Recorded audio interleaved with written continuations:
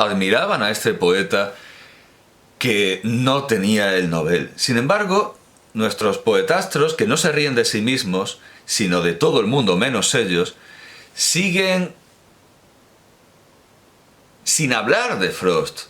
No aparece en los programas educativos, o por lo menos yo no lo recuerdo. Sé que aparecen muchos neoyorquinos contemporáneos, pero no se habla de Frost como se debería en la asignatura de literatura universal. No tiene un puesto destacado y por supuesto no pensemos en trinidades como esta de la que habla Juan Ramón Jiménez. No pensemos en las trinidades, las tengo que recordar yo, porque el programa la programación tiene otra idea de canon y no recuerda a los tres trágicos griegos, Esquilo, Sófocles y Eurípides, a los poetas romanos, Virgilio, Horacio y Ovidio, a los tres poetas toscanos, Dante, Petrarca y Boccaccio, y por supuesto tampoco va a pensar en los grandes poetas americanos, Poe, Dickinson, Whitman, ni en los poetas americanos contemporáneos, Pound, Frost y bueno, el poeta más moderno que pueda ocupar el ángulo, quizá Ginsberg. ¿Por qué no? Quizá Ginsberg, bueno, quizá... Dejámoslo en que es seguro que Pound y Frost. Quien tome la antorcha, quien tome la llama sagrada de Frost, bueno, ya es más difícil de ver porque lo tenemos demasiado cerca. Y sin embargo, aun teniéndolo en las barbas, se reconoce a Tranströmer como el gran poeta de las mismas cosas, las mismas cosas que cantaba Frost, y mucho mejor. Y desde luego la filosofía de Tranströmer es paupérrima, a veces es una caricatura filosófica, no se sostiene en absoluto. Y es absurdo que se tenga en los labios todo el tiempo a Tranströmer y se olvide a Frost. Ya lo digo, el que no conoce a Frost, y lamentablemente parece ser que son muchos quienes no lo conocen, a cualquier Tranströmer le reza, a cualquier poeta. De hecho, no han parado de dar el premio Nobel a poetas neoyorquinos, a poetas estadounidenses, que no valen ni la mitad de lo que valía Frost. Le han dado el premio Nobel a Bob Dylan, que es un ejercicio trasnochado de hipismo por parte de la Academia Sueca, cuando podrían, antes que dárselo a Bob Dylan, se lo deberían haber dado por pura lógica a Ginsberg o a cualquier otro maestro coetáneo y superior a Bob Dylan. Realmente no tiene ningún sentido el mundo en el que vivimos, pero que se parece tanto a ese de 1916, en el que en un piso 15 de Nueva York estaban despreciando a los grandes maestros, que siguen despreciados y siguen olvidados, hasta el punto de que yo nunca he leído a Frost en clase, entre otras cosas porque en mi tiempo no existía la literatura universal, me la perdí. Mi padre la tenía, y hay por ahí algún libro suyo de literatura universal, creo que escrito por Lázaro Carreter, como todos, o quizá por los autores de la literatura... No, creo que por Lázaro Carreter, no por Martín de Riquer, aunque puede ser. Un libro de literatura universal que, por cierto, tenía en portada el brasero de la casa de Lope de Vega en Madrid, así que desde luego muy universal no parecía la portada, pero sí hablaba de los Vedas y hablaba de lo que... no digo que Lope de Vega no sea universal, pero es español y se supone que la literatura española se trata por extenso en una asignatura llamada Lengua y Literatura, lengua castellana y su literatura, que la inmensa mayoría de docentes y discentes cree que es lengua a secas y se olvidan de la literatura, la desprecian. Pero afortunadamente ha resucitado la asignatura, hay una asignatura de literatura universal, pero en los 2 años que tengo la dicha, la fortuna, o quizá 3, la enorme fortuna de darla, porque es mi vocación dar la literatura universal, como creo que se puede colegir, creo que se puede deducir de esta serie de la Biblioteca Ideal.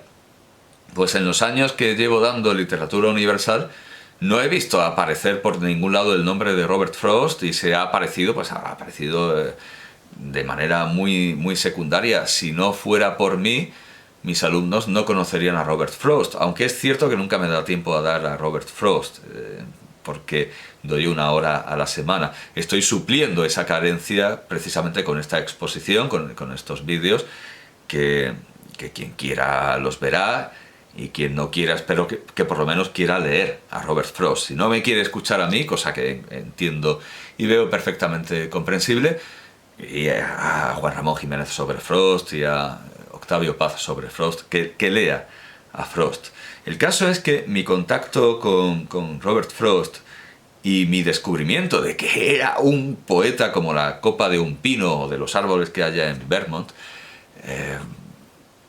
como un árbol centenario, mi contacto con Robert Frost no viene por ningún estudio reglado. Ni en todo lo que estudié en la universidad nos hablaron de Robert Frost, como si no hiciera falta, a pesar de haber estudiado la vida privada de Juan Ramón Jiménez y de cómo se ligaba a las enfermeras, todos estos detalles, minucias, toda esta calderilla de la historia sí que nos la dieron, pero no nos hablaron nunca de la admiración de Juan Ramón Jiménez por Robert Frost. Es decir, ni siquiera con la excusa de estar estudiando a Juan Ramón Jiménez se habló de Robert Frost, que de todas maneras aparece en un libro quizá estas obras críticas son menos populares, pero aparece citado con respeto y admiración, aunque no se puede ver hasta qué punto llegaba esa admiración, como si en los estudios críticos, aparece citado en el diario de un poeta recién casado. Como digo, nunca me han hablado de Frost. Yo he conocido a Frost, yo he descubierto a Frost gracias a Los Simpsons. En un capítulo de Los Simpsons, en el que Bart hace un funeral vikingo a sus juguetes, los mete todos en una barca y los quema desde la orilla con un rayo solar a través de una lupa, imagino. No recuerdo muy bien, pero tiene que ser así. O quizá lo hace más vikingo aún, porque claro, los vikingos no estaban pensando en Arquímedes, le mete fuego directamente en la orilla, no lo recuerdo, pero mientras la barca se va alejando y se funde con el fuego del atardecer, sale el capitán con sus típicos ar y recita los últimos versos de Nada dorado puede permanecer, en la traducción magnífica de Miguel Ángel Martínez Laje. Eso es un doblaje, el que se cite a Robert Frost, y los dobladores buscan, los traductores buscan la mejor traducción disponible, no improvisan una traducción como ocurre en el doblaje hispanoamericano, en el doblaje para Sudamérica. Se busca la mejor traducción que haya, bueno, quizá la única, pero es muy buena, del poema citado, y es la de Miguel Martínez Laje, traductor almeriense, que lo vierte así estos 3 últimos versos. Así se abate el Edén de tristeza, así se sume en el día el amanecer, nada dorado puede permanecer. Así se abate el Edén de tristeza, así se sume en el día el amanecer, nada dorado puede permanecer. Y claro, sin decir de quién eran, sin presentarlo como una cita, yo dije, esto es muy bueno, esto es colosal, esto es poesía de primera. Y bueno, una somera búsqueda me llevó al poema completo, en traducción, como digo, de Miguel Martínez Laje. El poema es de 1923. De la naturaleza el primer verde es oro, su matiz más difícil de asir. Su más temprana hoja es flor, pero por una hora tan solo. Luego la hoja en hoja queda, así se abate el Edén de tristeza, así se sume en el día el amanecer, nada dorado puede permanecer. De la naturaleza el primer verde es oro, su matiz más difícil de asir. Su más temprana hoja es flor, pero por una hora tan solo. Luego la hoja en hoja queda, así se abate el Edén de tristeza, así se sume en el día el amanecer, nada dorado puede permanecer. Solo con 3 versos se ve que aquí tenemos a un poeta del que debería hablarse en las aulas, y no se habla de él. Curiosamente, los que miran a los Simpsons con microscopio y hacen páginas en las que enumeran todas sus referencias culturales, se acuerdan de que hay una caricatura de Robert Frost en uno de los capítulos, entrevistado por el payaso Krusty. Hay otra cita donde sí aparece su nombre, de otro poema, pero no he visto que nadie recuerde esta cita en uno de los primeros programas, en un capítulo temprano, aunque más temprano son los cortos para el show de Tracy Ullman.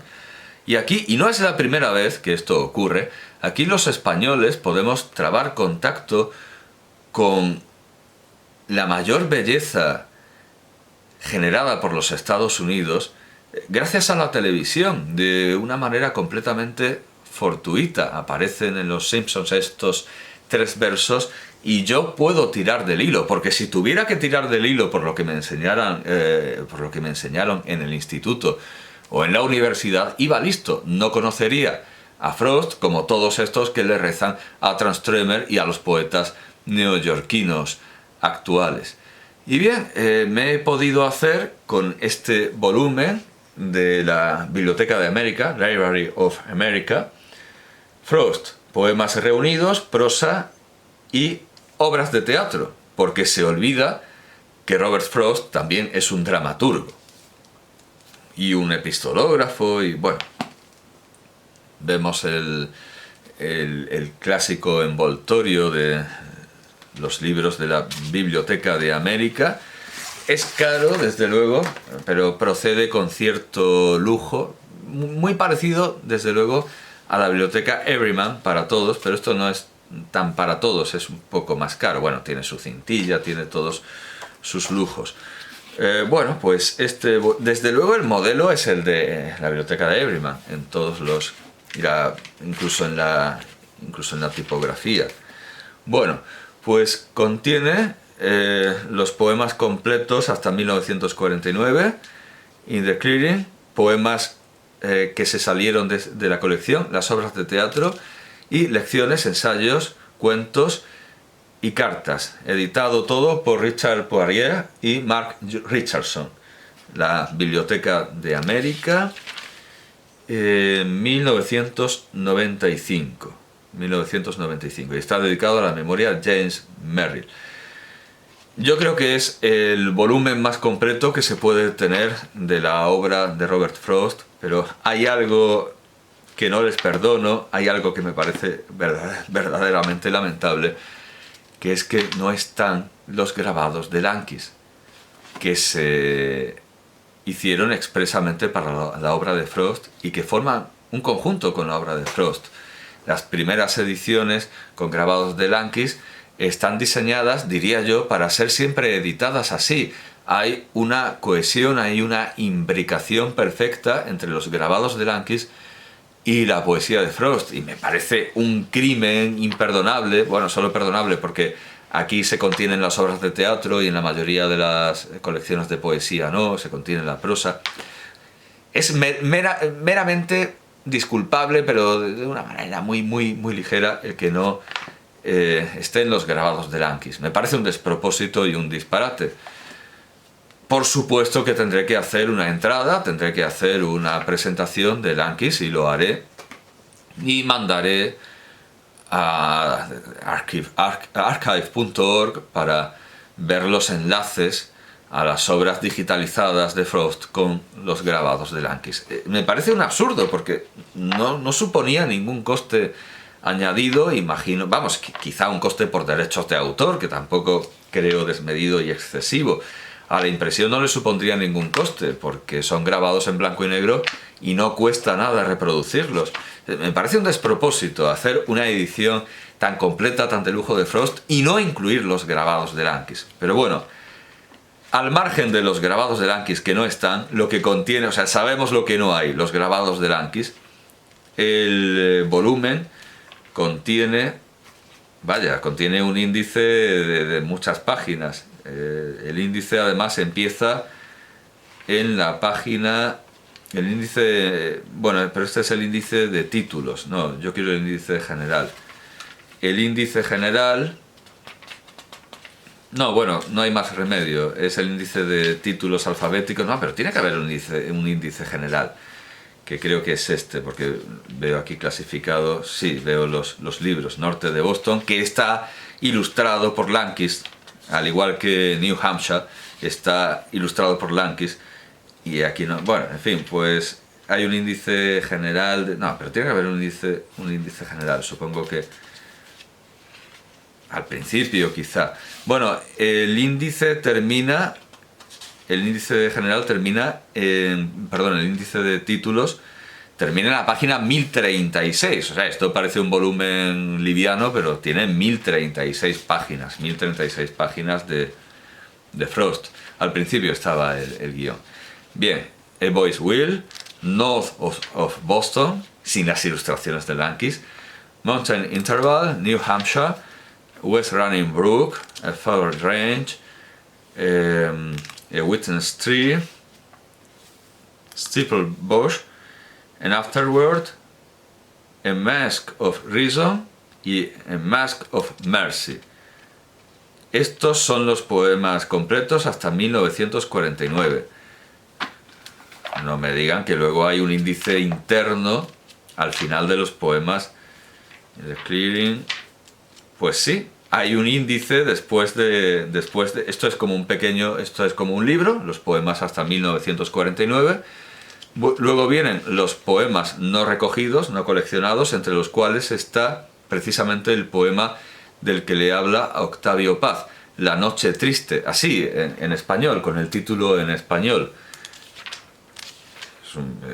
Entendemos que es, como él mismo dice, su primer poema. Es un poema narrativo, es bastante largo.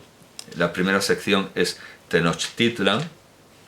Change is the sun, the peace and regal splendor which once that city knew are gone, and war now reigns upon that throne who but a week ago were all intent on joy supreme.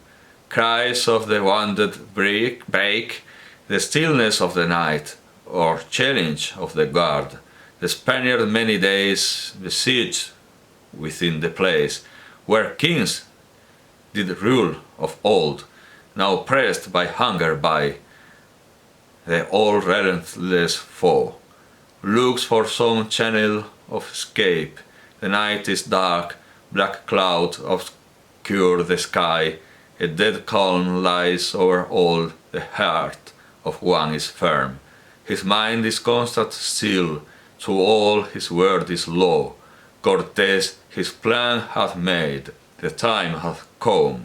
Each one his chosen place now takes, there waits the signal that will start the long retreat.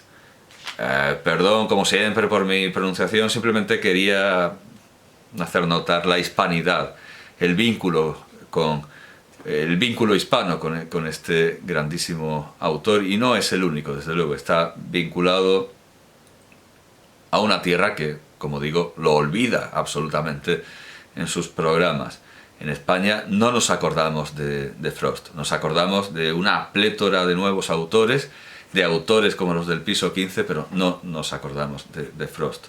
Bueno, pues aquí están los poemas no recogidos, y al final, pues hacia la página 561, están las obras de teatro que tienen, por supuesto, su propio índice interno, lo cual me parece un absurdo, pero bueno. Las obras son A Way Out, in an Art Factory y The Guardian. La guardesa, diríamos, pero es que guardés no es... Bueno, The Guardian, perdón. En una fábrica de arte y The Guardian. He dicho Guardian. Bueno, perdón por tropezar con la fonética inglesa. Y luego vienen las lecciones, ensayos, cuentos y cartas. Empezando por Petra y sus alrededores, un monumento al arrepentimiento desvelado, la cuestión de una pluma, el original y único. Bueno, hay cartas, y llega hasta la página 902, sobre la extravagancia, una charla. sobre la Guerra Fría también, porque como es un poeta civil también se ocupa de la política, de lo que está viviendo su país, no se olvida de... No vive en una torre de marfil, vive en New Hampshire, vive en Nueva Inglaterra. Sí, sobre la extravagancia, la charla sobre la extravagancia es el último ensayo y luego el volumen va acompañado de una cronología, notas a los textos, notas así en general e índices, aunque los índices del volumen están repartidos a lo largo del tomo, lo cual es bastante extraño. Esto me va a obligar, como digo, vaya obligación penosa, a presentar a Lankis, pero insisto, no les costaba nada, es que no lo entiendo, no les costaba nada añadir los grabados, aunque solo fuera de norte de Boston y New Hampshire. Hay ediciones muy económicas de 3 euros, que desafortunadamente ya están descatalogadas y no he podido comprar antes de la presentación.